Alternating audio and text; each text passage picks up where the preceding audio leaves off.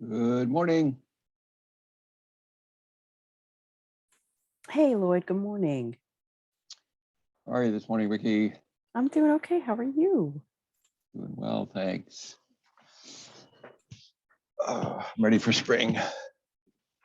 Yeah, I think it's coming this week. Yeah, I think briefly. it's on the way. We'll have a hint of spring and then we'll get a little more winter. But we're almost halfway through winter, I think.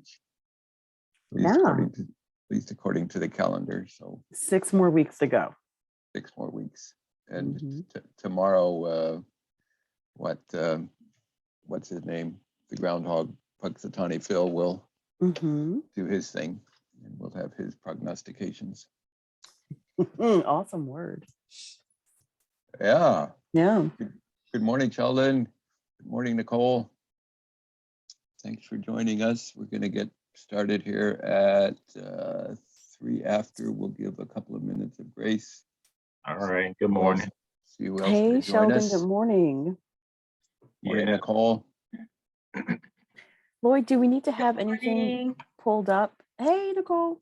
Like, do we need to be looking at the performance evaluation tool, or like you're taking care of everything? Well, I'm going to share my screen and show it, but if you have your own APRs, you can feel free to look at that. I've had a technological glitch overnight that we'll have to deal with, but we'll do the best we can. Okay. Morning, Ruby. Good morning. Morning. You know, I don't even think I'd recognize Ruby anymore. Like, I just see the flag. I can She's pass her never on on the street. she's never on camera, right? She's Incognito there. Right? incognito, the quiet, silent type, off camera. Just getting things done. See? Right. Mhm. That's right. Good morning, Malcolm. Welcome.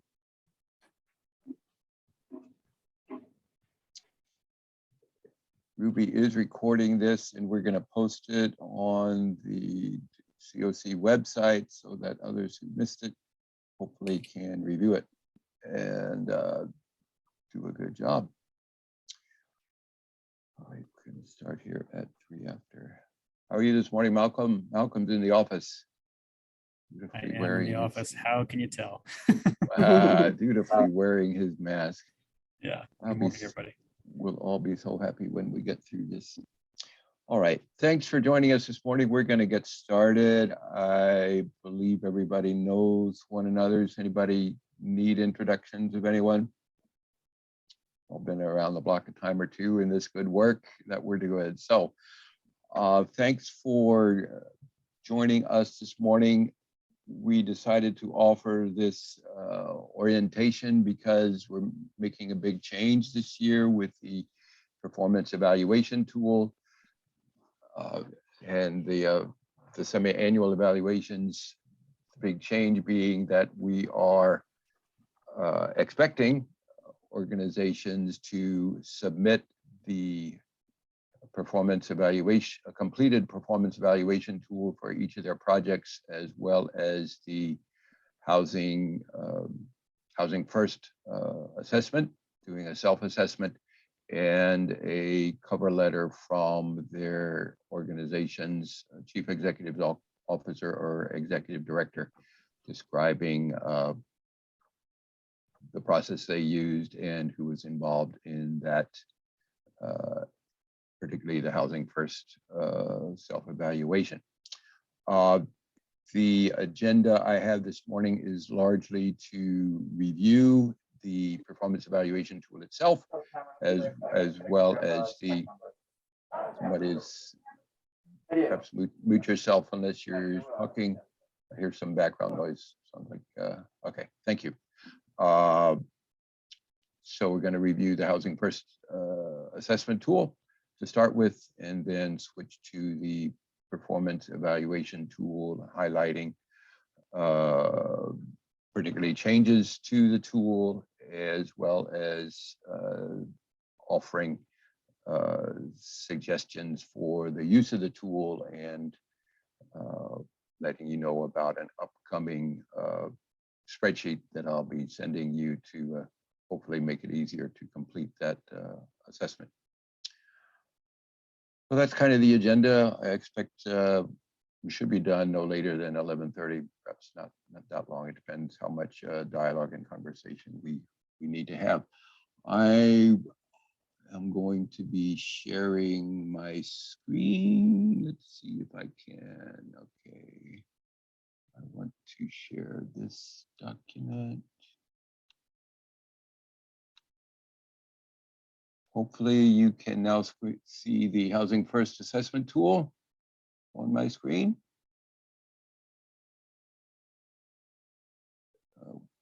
Can somebody confirm that you're seeing? Yes, we can. Okay. So for those who may be unfamiliar with this tool, this is a tool that HUD has released some years ago. They've made updates to it, screening to the upcoming title, to the title Housing First Standard Self-Assessment. The tool has it's a macro-enabled Excel file. I'm not big on how macros work, but it is pretty thorough. And the Lloyd, task. Yes, can you enlarge a little bit? sure. Thanks. By all means. Let me go to.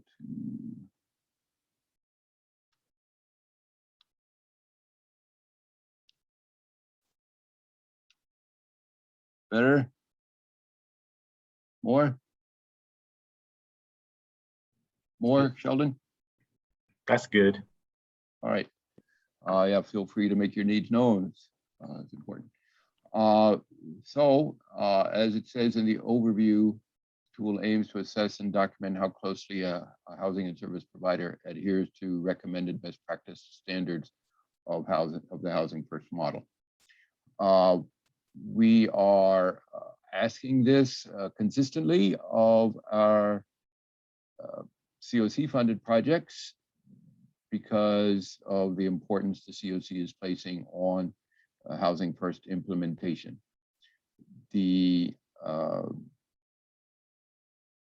recommend that at least two people, perhaps a board member, perhaps the board chair, being one person, and then perhaps a staff member who is not involved with implementing the project that is being evaluated.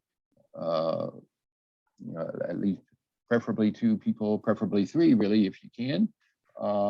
But again, to avoid conflicts of interest, get people that do not have necessarily an interest with making the project look good, right? You want to try to get some honest kind of feedback. In addition to what you will be doing, hopefully if you submit this, and again, in terms of the requirement,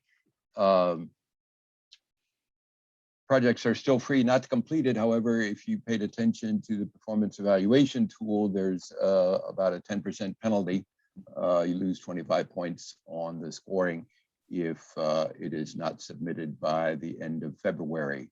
So you do have, hopefully a substantial portion of time, and we've announced this to you right after the Performance Management Committee adopted the performance evaluation tool. So maybe you've already started thinking about it. Hopefully you have, and are beginning to think about how you will use this tool. You are going to go over the performance evaluation tool though, right? Yes. Like in this call. Yep, Okay. Yep. This Just making is sure. Yep. This is a brief overview of the Housing First assessment tool. We'll be spending most of our time looking at the performance evaluation tool itself, but I wanted to take a few minutes to orient people to this tool as well. So we really are expecting projects to do the three pieces that are involved here with the scoring. So you're looking at how well you say it in terms of the Housing First standard, how well your policies and procedures document compliance with the standard, and then how well your projects are actually implementing that standard. You will note that the Performance Management Committee, their evaluation committee really is only looking at one of these three areas, and that is they do look at the policies and procedures, which you've sent to us, and so they look at how well it's documented. But we also would like to hear from you at the organizational level as to, what's your sense of how well your staff, particularly people implementing the projects, really can describe verbally what they do concerning each standard, and then how well it's actually being done as the project is implemented. Now, again, this exercise is not particularly helpful if you simply think that, well, since it's a self-assessment, we're going to make ourselves look good and we're going to say we're implementing everything perfectly. Well, you can do that and you'll still get credit for it, but it's not a particularly helpful exercise. And again, that's why we encourage organizations to try to find someone to be involved with this assessment who doesn't have a dog in the hunt, so to speak. Maybe even again, a board member who could bring some objectivity, or even another volunteer that you solicit to participate in this assessment, so that you can get some honest feedback about how well you are really implementing Housing First in your project. And you will note, I think that the 16 or 17 areas that are listed in the performance evaluation tool, all of them in one way or another come from this Housing First assessment. That's where we took those questions. So there is a relationship between what is asked on the performance evaluation tool in terms of Housing First implementation and what you find in this tool. Well, I have a question. Yes. So having completed this a couple of times now, question around, they talks about always, sometimes, or not at all for your ability to meet the standards, right? And where I'm looking particularly at that right around row 54, standards leases. So where applicable, if things are not particularly applicable, I feel like I've answered this before too. There was a DASH program, is a tenant-based program, right? So we don't control the lease that the tenant signs. We do a lot of work with someone to review their lease and things, but they sign a lease with the landlord. And so some of the components around like services encompassed in the lease, or eviction prevention, like that all means of avoiding eviction will happen, are written in the lease, and sort of this language that might apply a little bit more to project-based housing. And I think that, when I think I remember my score being a little low when I looked at this somewhere. Someone reviewed and said, oh, your tenancy scores are low because you don't do these things to avoid eviction, something like that. We don't have a lot of control over that. So I'm just curious about, how do we make note in those not applicable areas that, that this is not something that we, like, it's just not applicable, right? If we control the lease, that'd be one thing, but we don't. I see Ricky sort of nodding her head about similar situations. And I'm going to add on. So, I think, like that is a really good point. And there is a difference between tenant-based rental assistance and project-based, right? And so when I've done, when Housing for New Hope has, done this evaluation in the past, like William Square and Andover, like always score super high because like they have that built-in kind of, project-based support around it as opposed to streets to home, which is scattered site. But, I think kind of like the meat and potatoes of this exercise is to like, have that objective view about your program. And there are things that, we know there's going to be a difference between the tenant-based side and the project-based side. And it's just like taking in that knowledge and trying to see what areas you may be able to strengthen to help support that. Because yeah, for tenant-based leases, a lot of that stuff is out of our control. But it's a great exercise to think about, okay, well, how can I be more in touch maybe with our landlords? How can we strengthen case management to make sure that we're trying to catch some of these things before it can lead to like an eviction situation? I was just going to add that.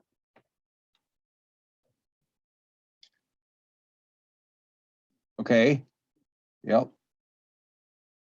Not sure why I added a sheet there. I think those are all good points. I don't, again, it's intended to be a tool that helps the projects implement housing first. Not only say they do it, but document it and then actually doing it. And if things are not applicable, certainly indicate that.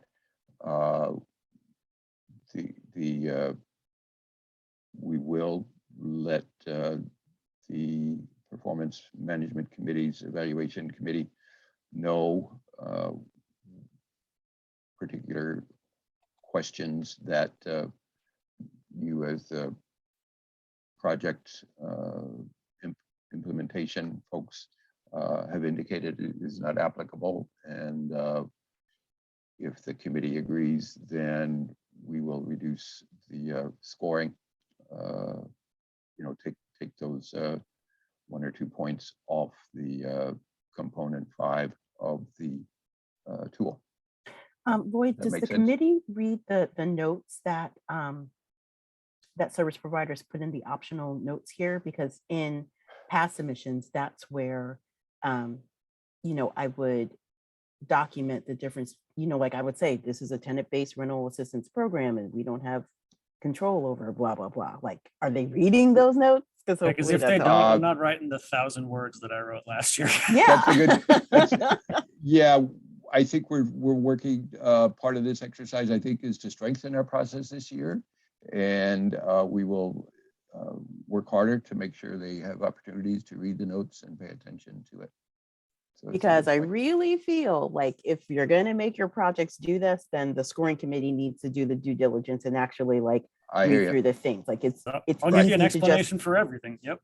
yeah. Yeah. So again, this is quite different this year in that it's a requirement. So in years past, it was simply I think a bonus the last couple of years that if you completed it. But it quite honestly, in previous years, what you put into it, to my awareness, did not have an impact on the committee scoring. But since it is being required this year, we will endeavor to make sure that the committee reviews this Housing First Standard self-assessment as well as the performance evaluation tool. Most of the scoring on the performance evaluation tool is going to be completed by staff, particularly the calculations. And we will be working to make sure that the numerical calculations make sense, that are, because it's more objective. This is obviously some of this this assessment as well as the performance management committee's evaluation committee assessment of how well these standards are documented are more subjective, right, than objective. But it is important to look at how well are your written policies and procedures documenting housing first standards. Okay. Hopefully that made sense. That's all I'm going to say about this tool, unless people have more questions or comments.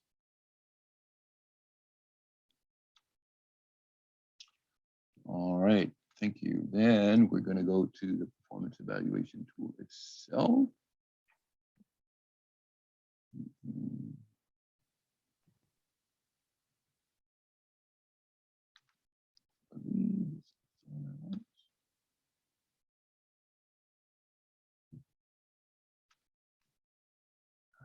Again.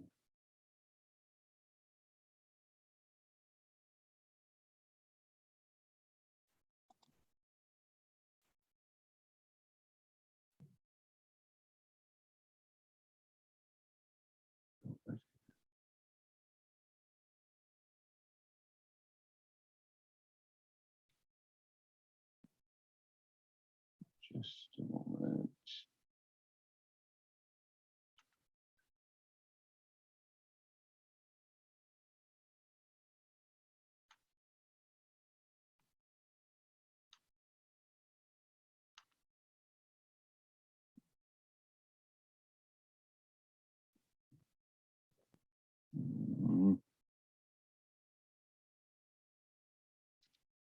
Here we go. All right. This is the tool. I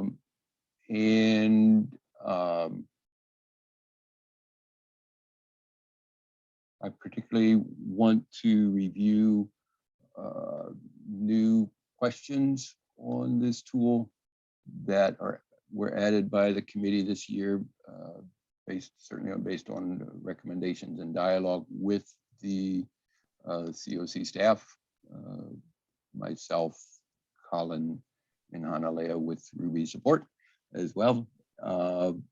The components 1 through 4 are pretty objective, based primarily on information in the annual performance report for the project.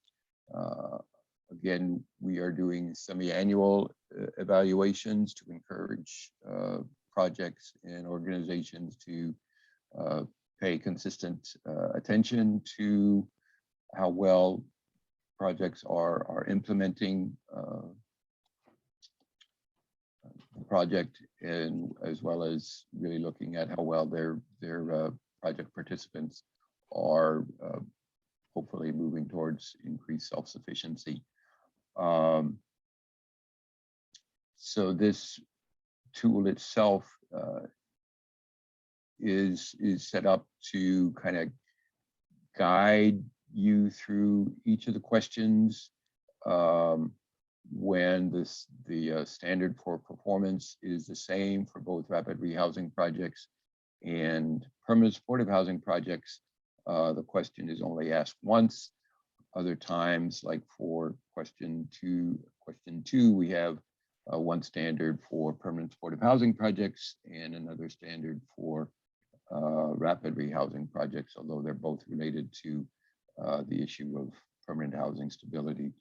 So question 1 is only concerns rapid rehousing projects. And again, the applicable project type is listed in column B.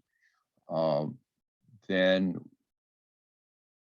column C tells you where to look to find that information.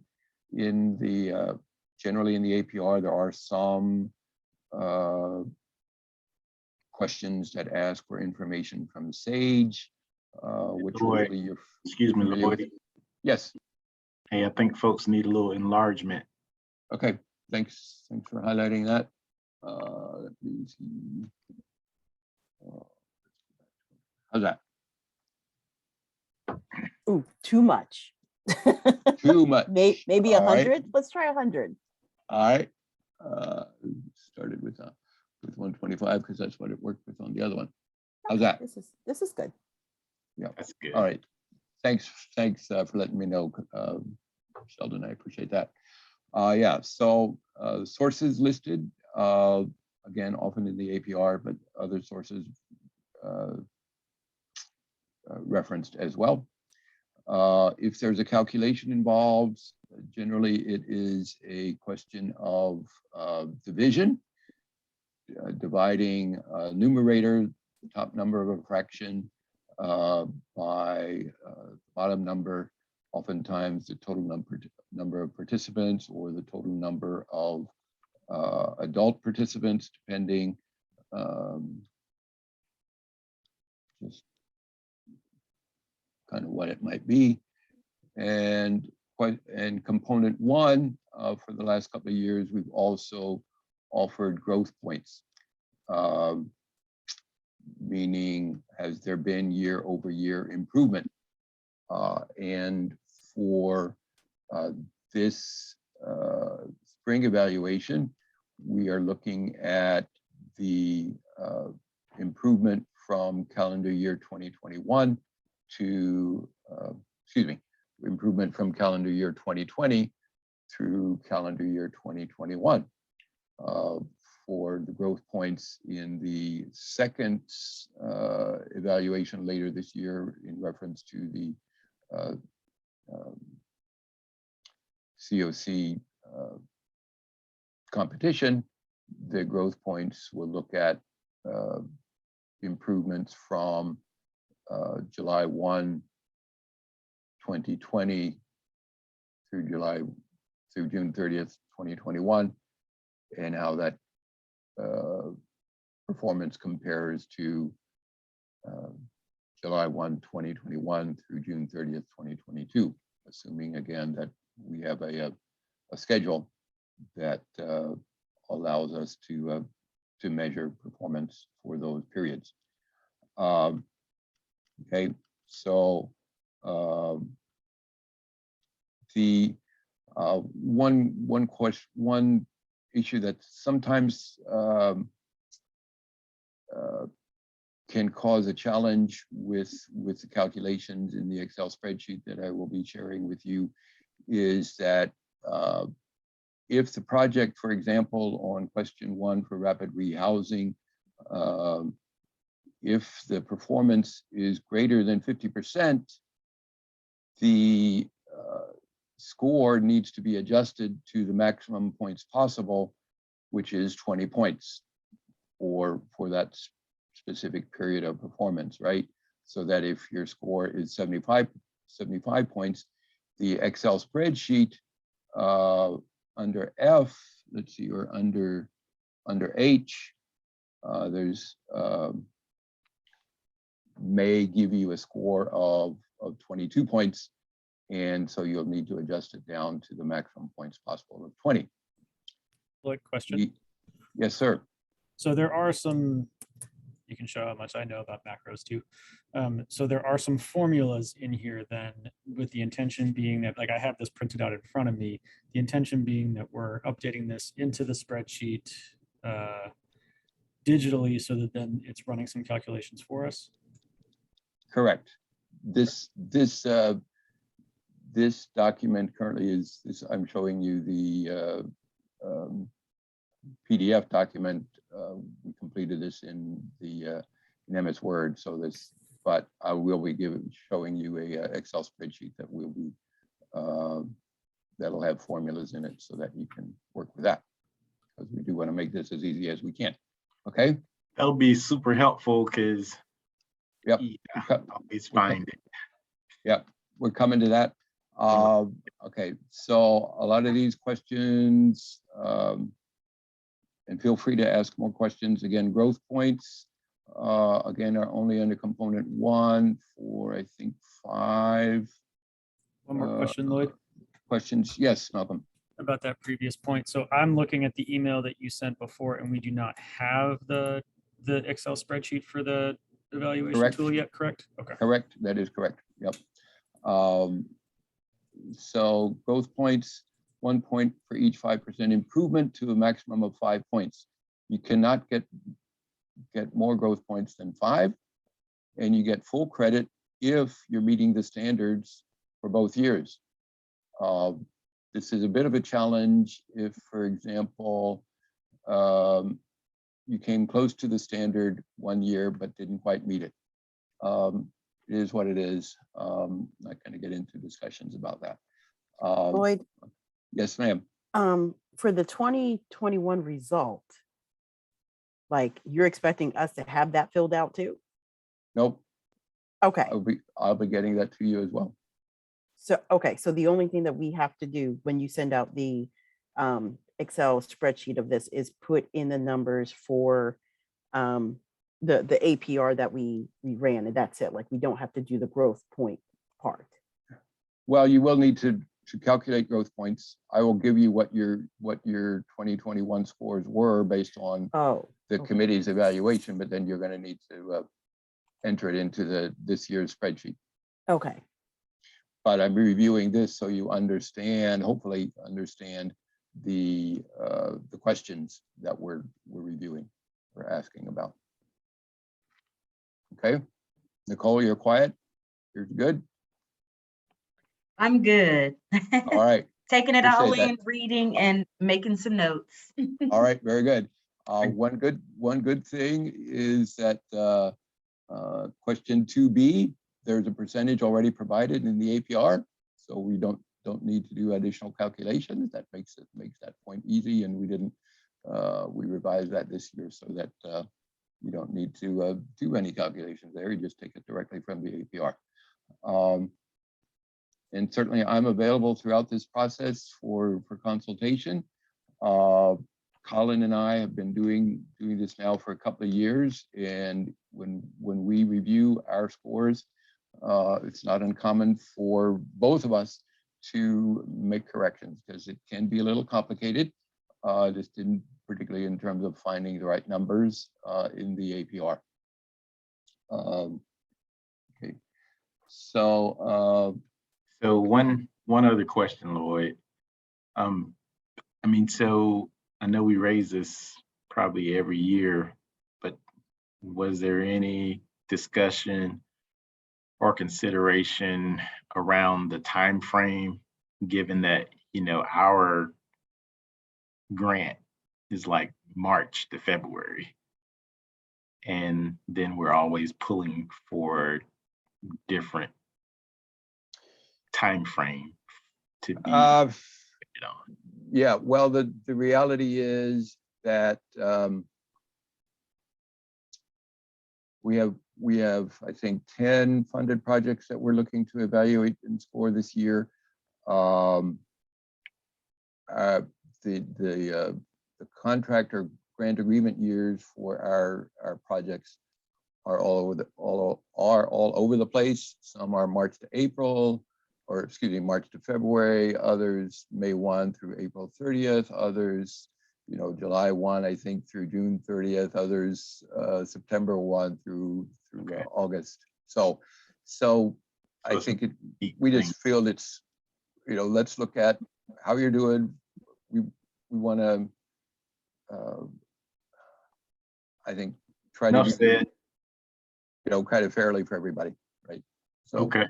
need to keep looking at it. Okay, so question 3A, a lot of these questions are again, some of them have carried over. We did, I think, make some adjustments this year to some of the goals or standards.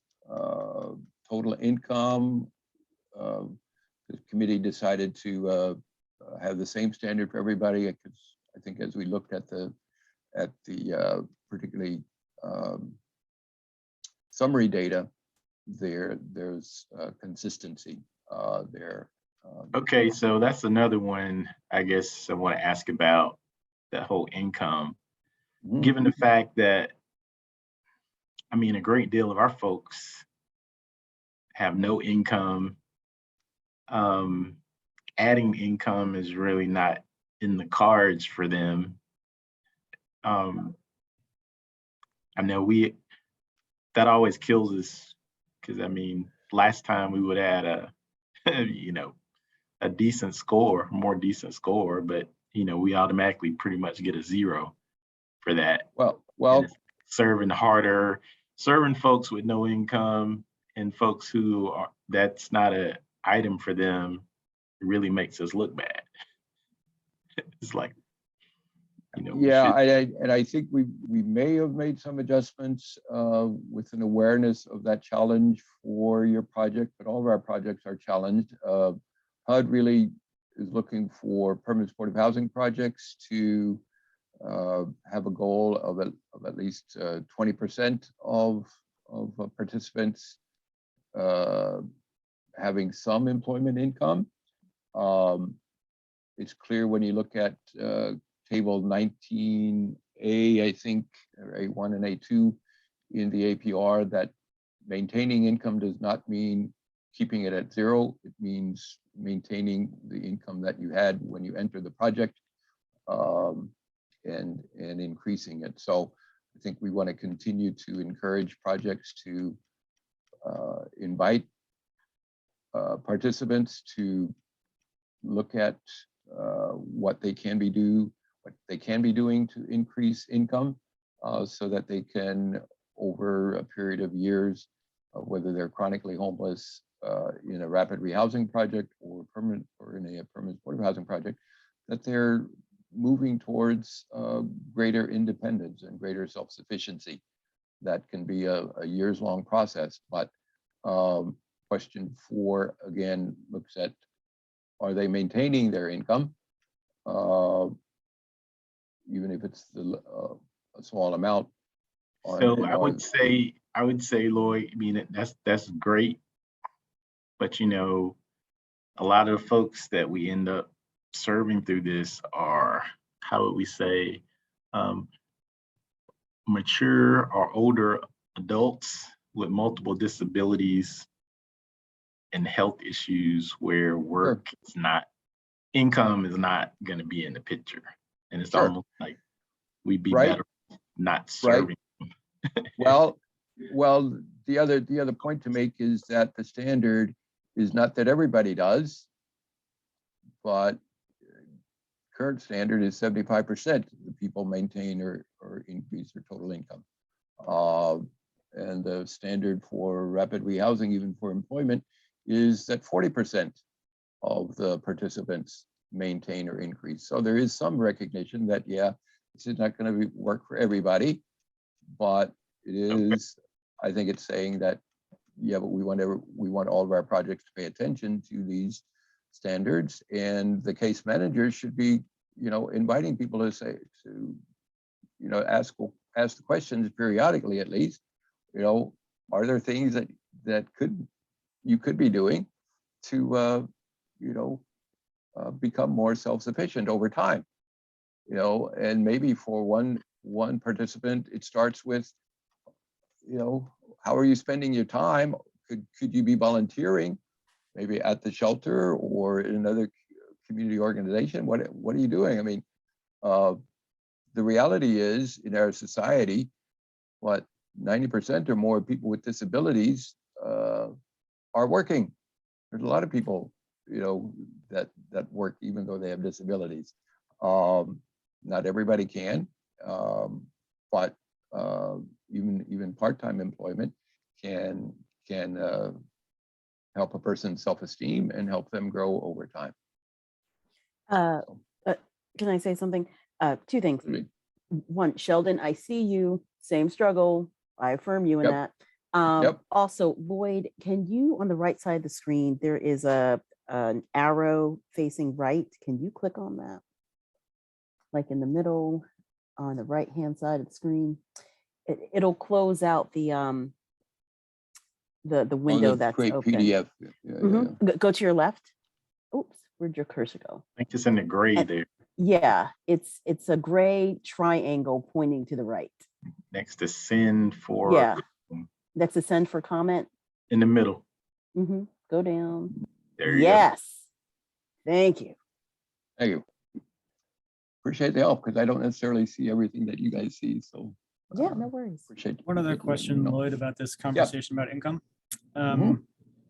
This might be for other people too who have done the assessment, but do we remember when the standard for all participants, for all projects, for total income went to 75%? I'm just curious about the timeline of that, particularly in a time when You know, I think you're right, Lloyd. Like there's more work to be done in increasing people's abilities and motivations to work. And in a place where, let's be honest, a lot of those jobs are at Bojangles, McDonald's, some other places who have moved to like drive-through only service and they don't have the jobs available, is just Mhm. something that I'm curious about over the last 2 years, right? Like if that bell will affect all of us in a similar way, if we'll all be under 75 or if we're all, kind of in that place because the jobs in the market aren't the same as they were in 2019. Right. I think a lot of the current standards actually came from the standards that the COC adopted back in the 2013 to 2014 period. We are in the process of having performance management revisit those benchmarks. I don't specifically recall if there's going to be adjustments on these specifically, and obviously not all of the standards for the performance benchmarks that are evaluated here are necessarily going to be ones that are specific standards that the Performance Management Committee formally adopts. Question 5 is a new standard. It's a bonus, and this came out of particularly looking at the small number, or rather a small percentage of participants in projects who have lost income. And we're basically giving bonus points if projects keep that percentage of people that actually lose income less than 10%. So again, it recognizes that, yeah, people themselves are the primary, right? They're primarily responsible for what happens in their lives, but the case managers and the people working with them, not that you necessarily need to share these standards with people, but it doesn't hurt to say to people necessarily that that we're concerned about you and we want to keep you improving your situation, and how can we, what goals can we set to help you do that? So my comment about this is that I'm interested in this and would really encourage performance management to look at, to like spend some time with this question upon results, because my experience is that numerous people hold a job for 2 months, right? So they're going to qualify both as like, they're going to increase that income, but then it's going to show up as losing that income. And to the point, Lloyd, about like sort of volunteering and building up to those steps, a lot of the ways that the folks that I think we serve build those steps is they start, fail, get a little bit better at holding those jobs over time, or they are understanding that maybe full-time work isn't for them, and then they're moving the path of disability. But I really do think that the number of people who, around employment income, who maintain for a year, that's an enormous achievement. I think people who get 6 months of time, even my program, people who are housed, right, get 6 months of time, is like they've never done that in 10 years. Right. Yep. Good point. Okay, question 6 is the same. Question 7 around health insurance is the same. Question 8 is a new question, and these are bonus points available. We took away some other bonus points, but it's particularly for permanent supportive housing projects, looking at the percentage of participants who exited to a positive housing destination. This is in terms of permanent supportive housing in particular, a way that the committee wants to encourage development of move-on strategies, so that if you have a higher percentage of participants that actually are are moving, but not just exiting the project back to homelessness, but exiting to housing choice voucher or exiting to a house that somebody purchases or rents on their own, that earns the project bonus points. Well, I would just have a commentary there. Again, I know often there's a lot of focus on accepting people without income. And kind of as Malcolm just talked about, it's a process for people really to become more independent. Yep. And if you're accepting more people without income, and then they've got a process of trying to build themselves up, you know, I don't know how great that is that you have a bonus for exiting people with no assistance, at least for some period of time. Well, Seems to be a deterrent for accepting folks in those situations, because you're really not going to get any credit for it. Well, I mean, but we can't cherry pick, Sheldon. Like, it's whoever's prioritized. But like, do I foresee Exactly. a lot of people getting bonus points here? No. Right. No, I do well, not. we'll see. I think the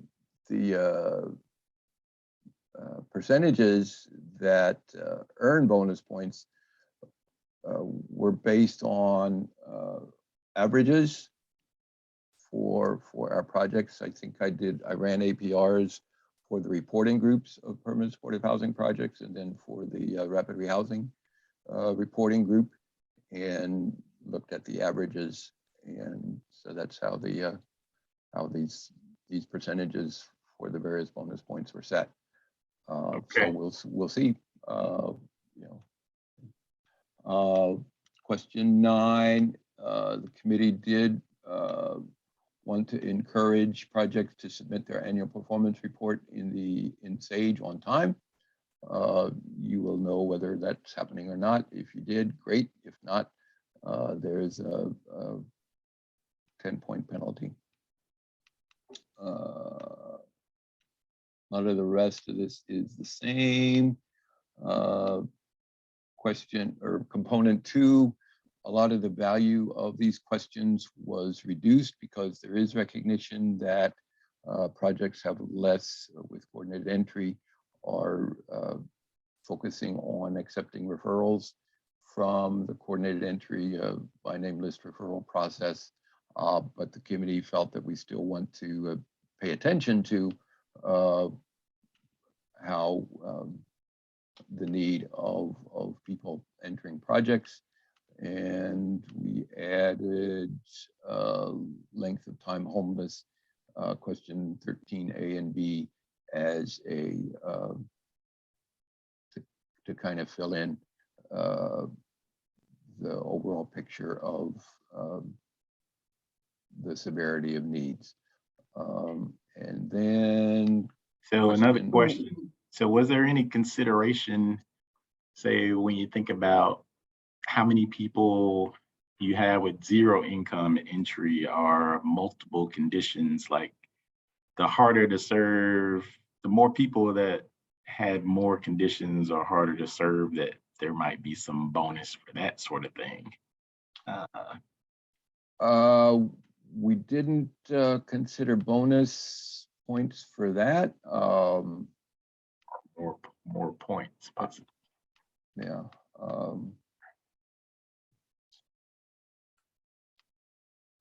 That we didn't look at kind of putting that together, Sheldon. I don't know. It's worth a thought if you have a thought as to how we could do it. I think it can be a challenge. I mean, I think Fresh Start has scored well in severity of needs because of the people that you're serving. Everybody, but- we've got a little situation. I'm going to step away. Okay, thanks. Hey, and this will be recorded and posted, Ricky, so feel free to listen to it later. Thanks for dropping by. Oh, I'm still here. Oh, who's dropping by? Maybe, Nicole. Nicole, maybe? Okay, sorry. I saw you waving, so that was you. Forgive me.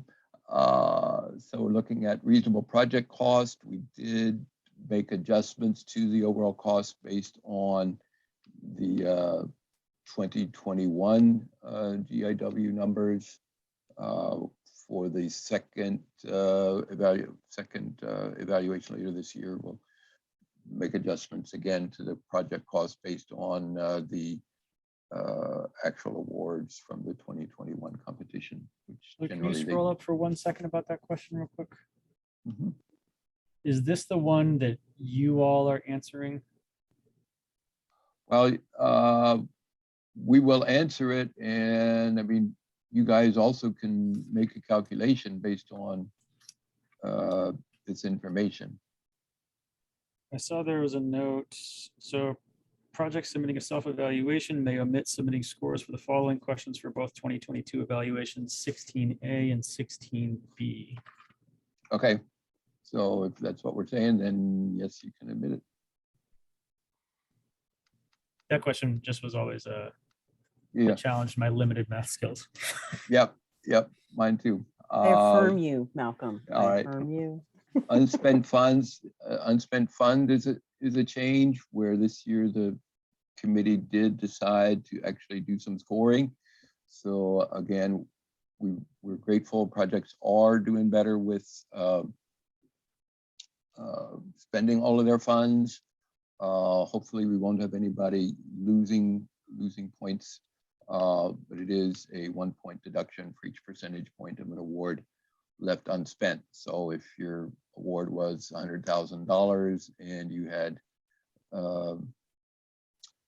more than $500 unspent, you are liable to a 1 point deduction, which is minor, but still it's, and but we do recognize that projects are doing a better job spending their funds over the last several years as the COC has kind of formalized this evaluation process more I have a question.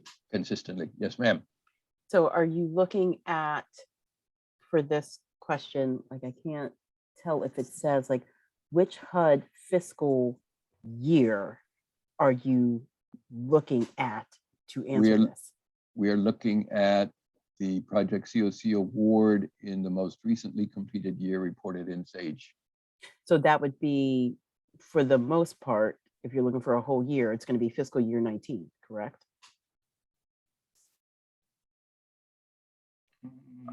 Because you looked I- at, on your APR, you looked at January 1, 2021 through December 31st, 2021. So fiscal year 2019, by and large, ran like at some point through 2021. Correct. Because HUD is 2 years behind. So I just want to make Right. sure when Yeah. you score this question that you're looking at the correct grant year, Yeah, which we- should be fiscal year 2019. Yeah, we go into SAGE and we look at the most recent year that HUD is reporting.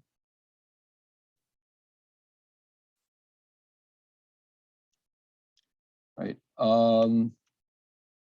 Data quality, we made some adjustments also under HMAS timeliness. We're scoring. I think we made some reductions in the value here as well. Total value of 25 points for the component.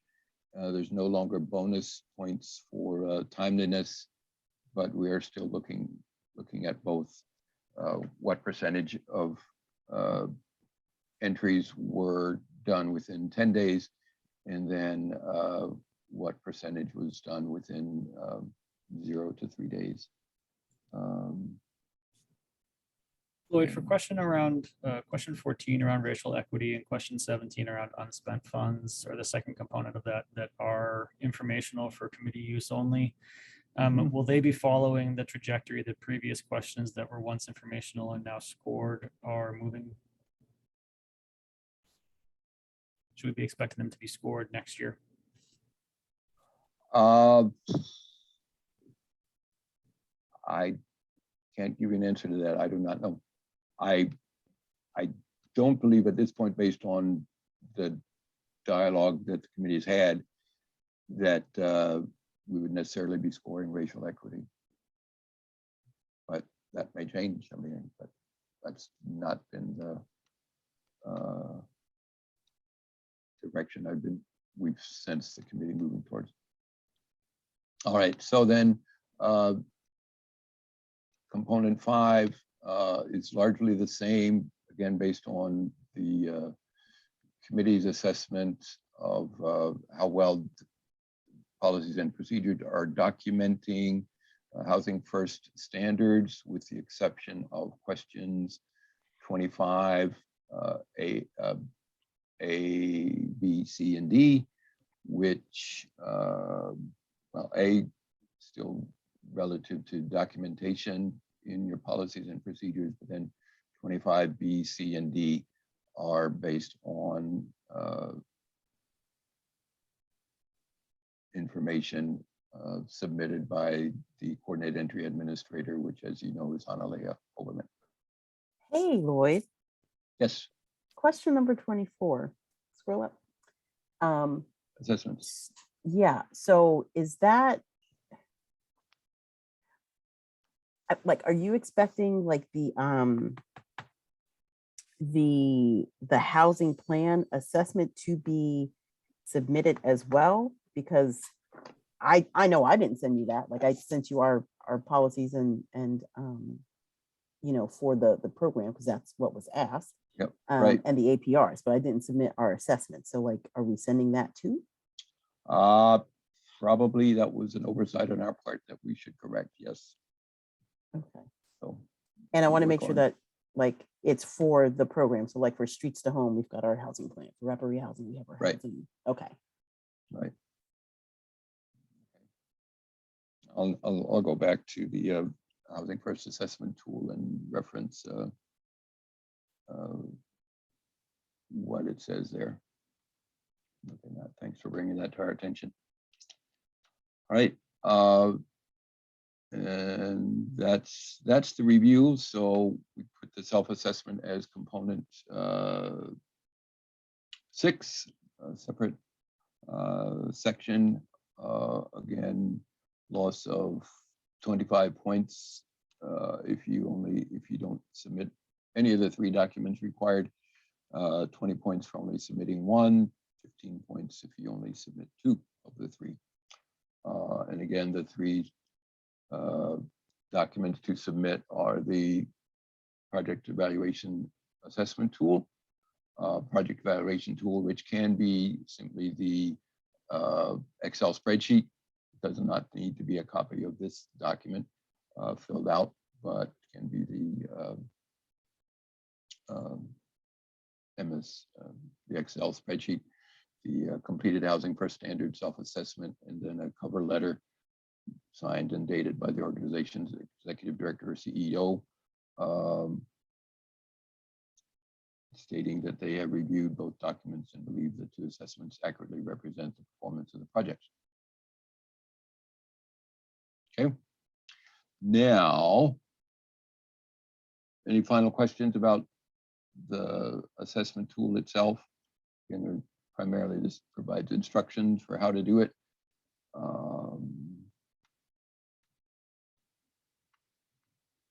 If we have questions, are we allowed to contact you? Like, is there, Yes, okay, you and are you're allowed still- to contact me. fantastic. And you're looking for submission by the 25th? That's, I believe, the date that I indicated. That, I don't have that information in front of me, but that sounds about right. And Lloyd, when will we get this? That's a good question. As soon as I can get it done. My challenge this morning is that I had an Excel spreadsheet already prepared, and this morning I tried to open it, and both my computer at my home office and my computer at 516 Rigsby say they can't find it. So I saved it yesterday, but So I need to make some revisions to the spreadsheet from last year to reflect the new questions. So, but I will be getting it to you no later than the end of the week. I'm pretty confident of that, but hopefully in the next day or two. Okay, Right. I will check in with you about that for two reasons. One, I'm going to be leaving the country the week before this is due, so I have to have it done before then. And two, it takes a good like week to 10 days to get stuff in front of our CEO at Alliance. So Sure. just want to make sure that I Okay. have enough time to get it done. Okay, sounds good. Thanks. All right, so can you see the Excel spreadsheet? Yes. Okay, is it large enough? Maybe not. I think it's fine. Sheldon, you read it okay? Let's see.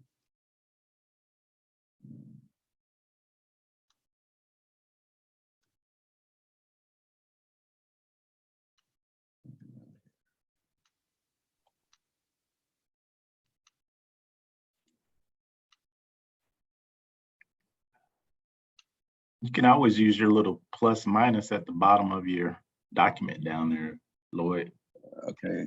Yeah. the far right bottom corner. Thanks for that. Yeah, I forget about that too. There's all these options. All right. All right. So again, you'll be getting, you already have the evaluation description, right? So this is an example. And so for example, permanent housing stability, this is, I'm doing permanent supportive housing because most of our 6 of our 10 projects are permanent supportive housing rather than rapid rehousing. But if, for example, we, let's just take some numbers. If we say across our system, we have 200 participants in permanent supportive housing. And we say that 150 of them are still there. And of the 50 that left, 60% of them, or 30, moved to other permanent housing. That would give us a numerator of 180 people, correct? Everybody follow that? So our numerator would be 180 people maintain permanent housing, either because they stayed in the permanent supportive housing project or they moved to other permanent housing. And our denominator would be the total number of participants, which works out to be 200. So our percentage of people that maintained permanent housing was 90. Correct? Now, what did we say the standard was? Didn't I think it's 95%. So, again, I had this set up, but I didn't get this. I think in the tool it says, so I take 0.9 divided by, let me do this, 0.9 divided by the standard being 95%. And then the total points available here is 20 points, 20 points for the 2020 performance, which is 19 points. And then let's say, because I'm not going to look it up, let's say the 2021 result was, for the sake of this exercise, 85. Okay, 85%. So the evaluation tool says 1 point for each 5% improvement. So the project would get an additional 1 point. So the total points would be 20. Does that make sense? Once you put in And- all the formulas, yeah. Okay, yeah, well, and hopefully, if I do it right, you're gonna have all of the formulas and they'll operate correctly. Now, if let's see, what is I printed out employment income. That's a big one. Okay, so again, the standard for permanent supportive housing is I think what 20% of your people. Okay, so let's say that actually you had 40 of 100 people maintaining or gaining employment income. You see here the challenge, the standard is 20. And if you don't pay attention to it, and again, if I were more skilled with macros and MS Excel, this project score would automatically reduce it to 20, but I'm not that skilled, so you're gonna have to manually reduce it to 20. Follow that? Right. Right, and so let's say your 2021 result was only 15%. So I think according to the tool, again, I don't have it in front of me, but I think the tool also gives you one growth point for each 5% improvement. So if that's the case, you would get full credit. See that, Sheldon? I do. Oh, so you just need to make sure that the amount in column O doesn't exceed what the values in column E say you can have a max of. So like O, like for that cell that you Well- just had 25, like that couldn't be 45. Like the max it could possibly be is 25, right? Well, if the other point would be that you could get the growth points, but if the 21 result was also 20%, the tool also says you get full credit for meeting the standard both years, right? So you get full credit. So if you had 20% in 2021, you get full credit of 5 points as well. If, however, your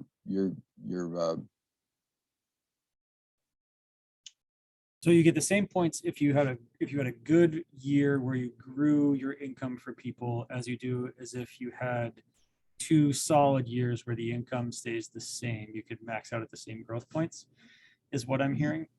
yes, Okay. Yeah, as long I as- don't think that Dash did this, but the thing that I would maybe have the committee think about is how do you give extra points for people who, if they meet the standard both years and have a growth increase, do they get additional points beyond that? yeah, that's worth considering. However, we're looking at trying to just encourage all of our projects to meet the standard, and hopefully people will do that.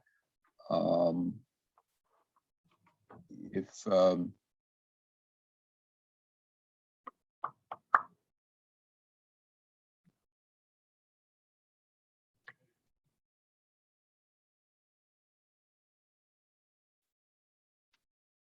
that's the basics of the tool. Again, the wherever there's a numerator and denominator needed, the Excel spreadsheet is going to have those in. Hopefully they will be correct. Then the challenge becomes making sure that you are entering the right data from the APR or from the correct data source. And for example, sometimes like, and I think the directions on the tool have been clarified. On employment income, I think we're looking at, we more clearly said maintaining or increasing. And so when you look at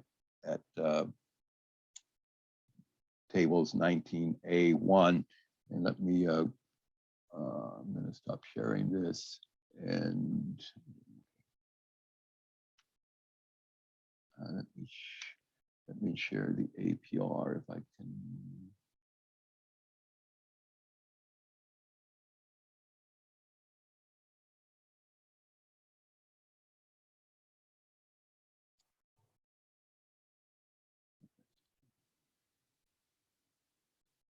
I had the APR somewhere. There we go. Okay, are you seeing the APR now? Not yet. Yes? Not yet? Mm-mm. Okay. Um,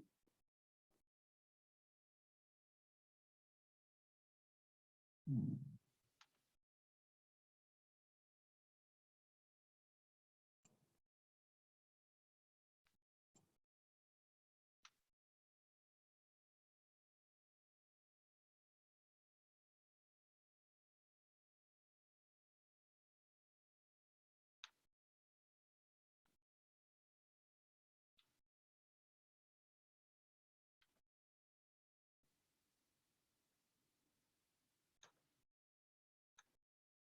Now, Yes. Now we can see an APR. all right.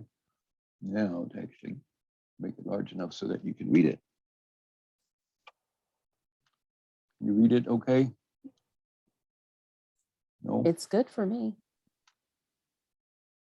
It's okay. Okay. All right. One of the really difficult, I don't know if those of you complete the APRs in Sage, you know this, but the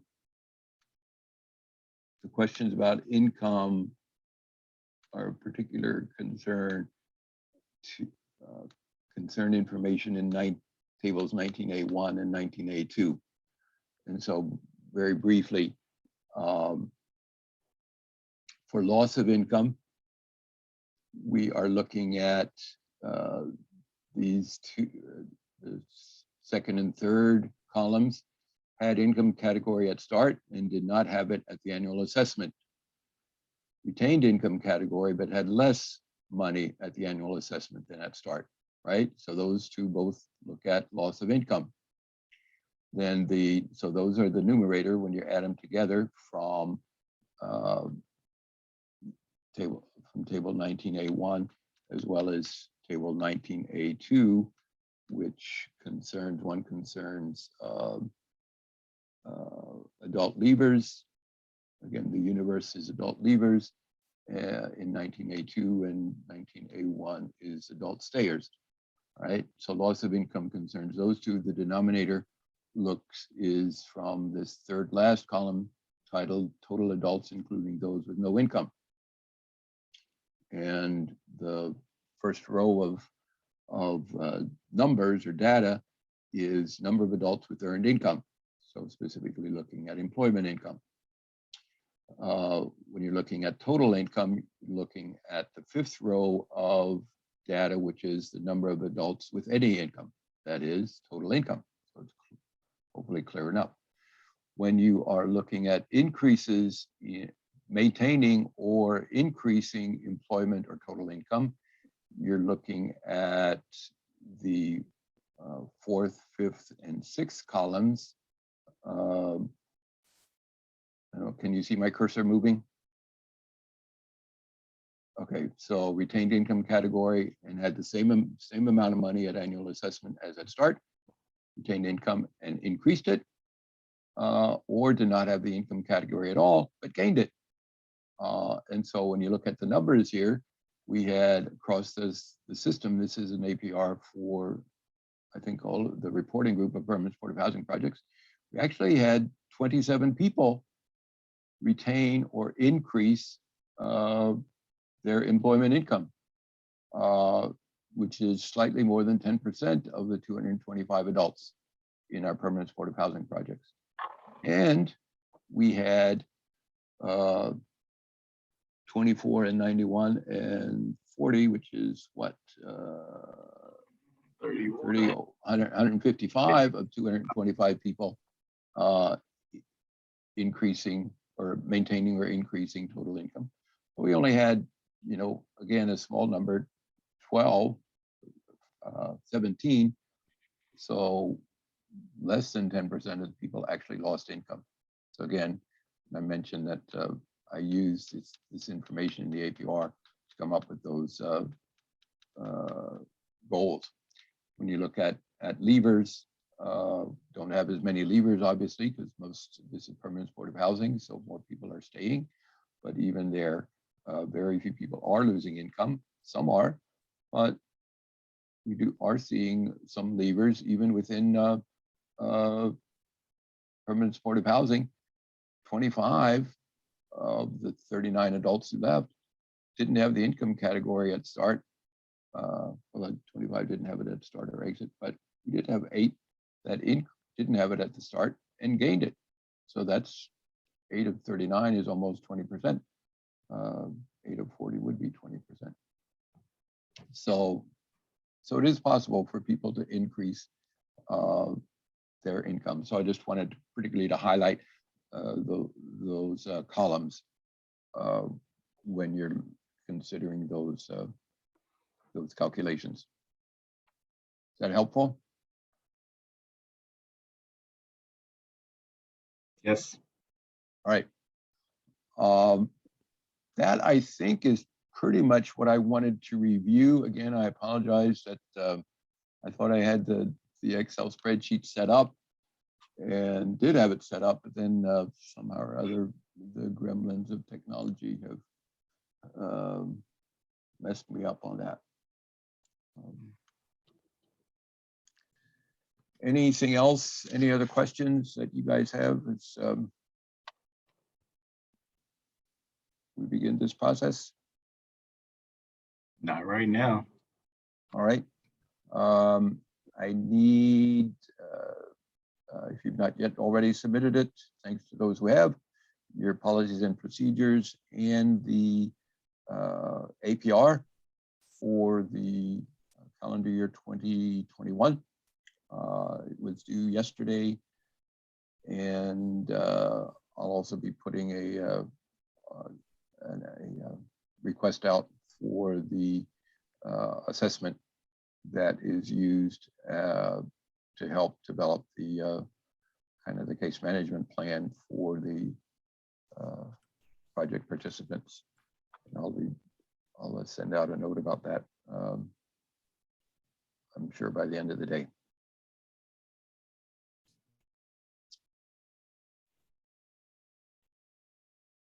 Make sense? All right. Yes. Thanks for your participation this morning. Thanks for all the great questions, helping me through this. And hopefully this whole exercise will be helpful to projects and to your organizations as you implement these important projects for people in our community who need the support that these projects provide to them. All right. Great, Lloyd. Appreciate you Thank walking you. us through it. Thanks, guys. Appreciate it. Appreciate all you do. Enjoy the rest of the day. Tanya, welcome. Bye-bye.